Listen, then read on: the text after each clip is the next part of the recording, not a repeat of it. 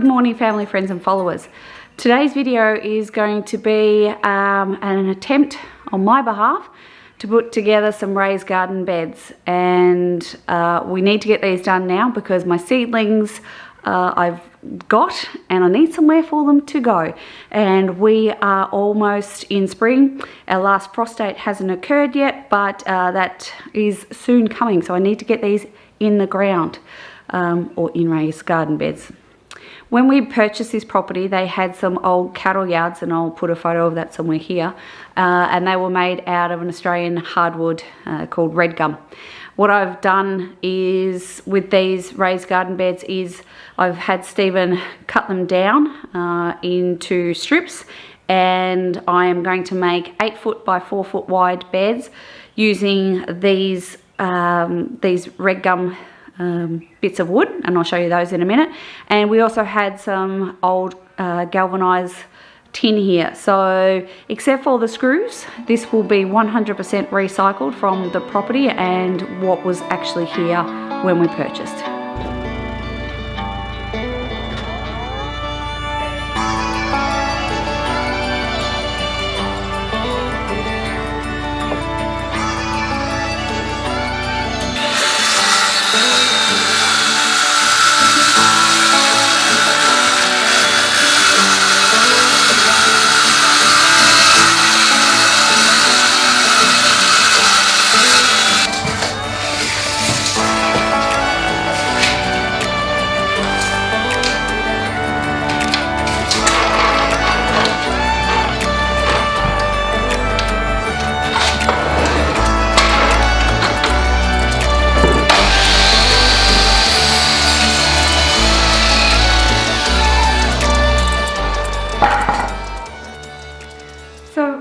What we have here is the redgum. Obviously you can see why it's called redgum, and this is a hardwood. It's not been treated or anything, but it is termite resistant. It will eventually rot like most woods do. So I've cut these into the sizes that I need. So these are the 8 foot sections and the 4 foot sections, and these are the sections for the corners, which you will see as we go along. I've tried to work with what we had. It just so happened that these were 8 foot, so which was fantastic. They were a bit longer, but some of the ends were pretty rotted, so we've cut those off. Now, this is by no means the only way to do raised garden beds. It's just how I'm doing these ones. What I'm doing here is actually raising up the corners so it's easier for me to drill the holes. I'm clamping the sides together to keep them level and act as another set of hands for me. I'm now going to pre-drill and make it a little bit easier to put the screws in.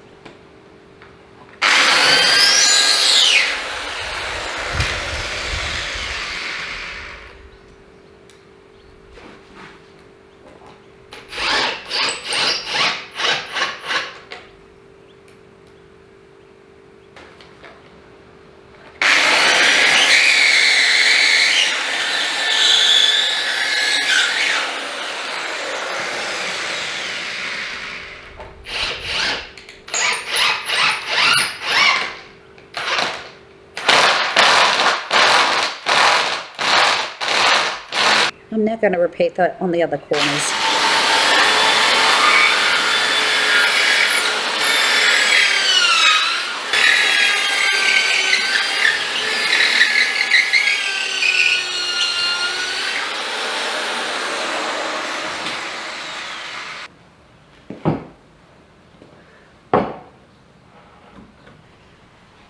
I lay out the top frame on the bottom frame just to make sure they're the same size.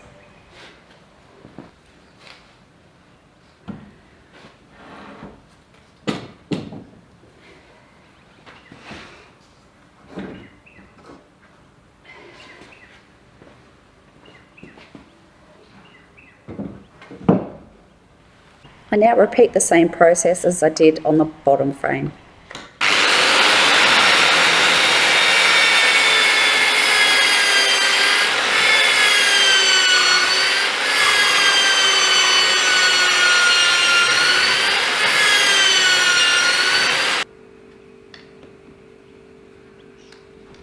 I'll clamp the sides together and pre-drill before I put in the screws to make it a little bit easier.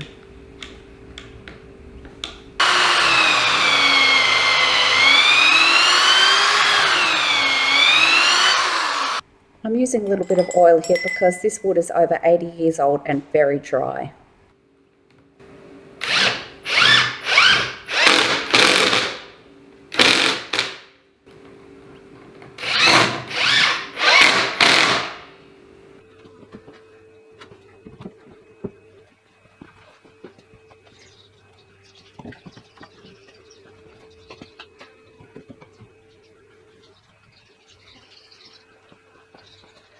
As you can see, we've got the basic frame here. So I've had the top and bottom made and the sides, and now I have to drill down from the top to get these to the tops to stay onto there, and then I have to flip it over and do the same with the bottom. I'm marking how long the screws are that I screwed onto the sides, so when I screw down from the top, I don't actually hit these.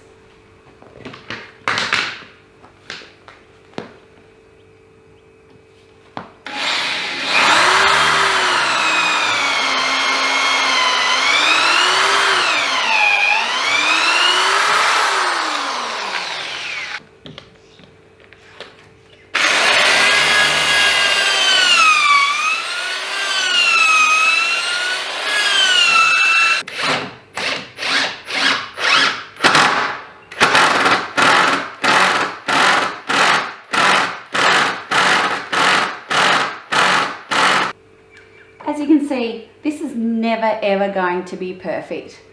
This hardwood is all different thicknesses, and that makes it a little bit difficult, but it's recycled, it's free, and it serves a purpose. The only thing I need it to do is hold dirt in. It doesn't have to look pretty, it just needs to serve a function. And it's out in a vegetable patch. So at the end of the video, you'll see what it looks like, and I think it looks pretty good.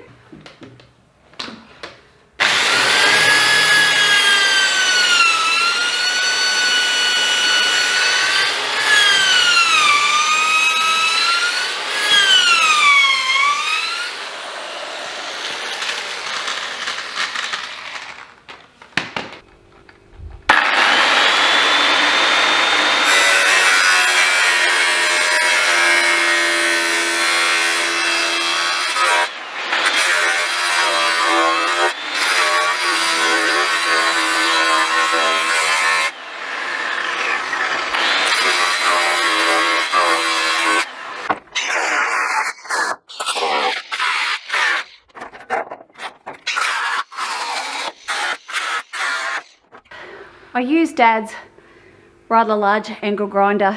I just didn't feel comfortable. It's a little bit heavy, and I know my limitations, so for safety I just used our little battery one just to finish it off. I don't like angle grinders or circular saws.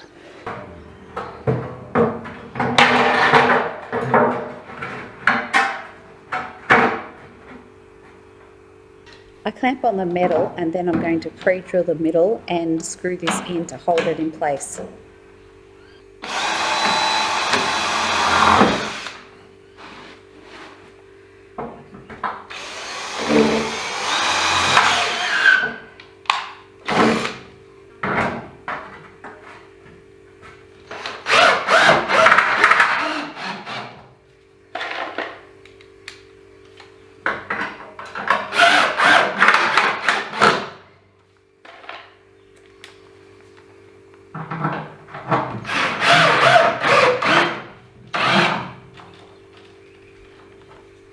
Now I have the ends on and the sides. This project is now done.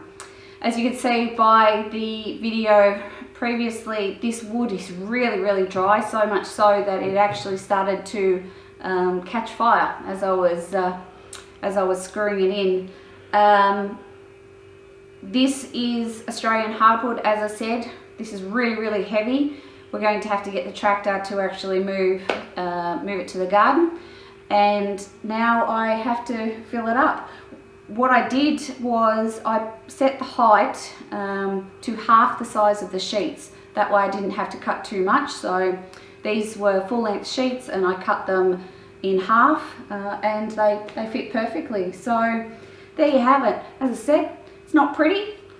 It does the job. It's made out of recycled materials. The only thing we paid for was the screws, and that should last quite a long time. Obviously with galvanized tin it will eventually rust, and the wood will eventually rot as well, but if I can get a good 10 years out of these, it should be really good. So there you have it. If you like the video, don't forget to give it a thumbs up. If you're not a subscriber, push the subscribe button and the little notification bell so you know when we've uploaded another one. Pop some comments down below. As I said, it's rough and ready, does the job, and I'm quite happy. Now I have to fill it up. Thanks and have a great day.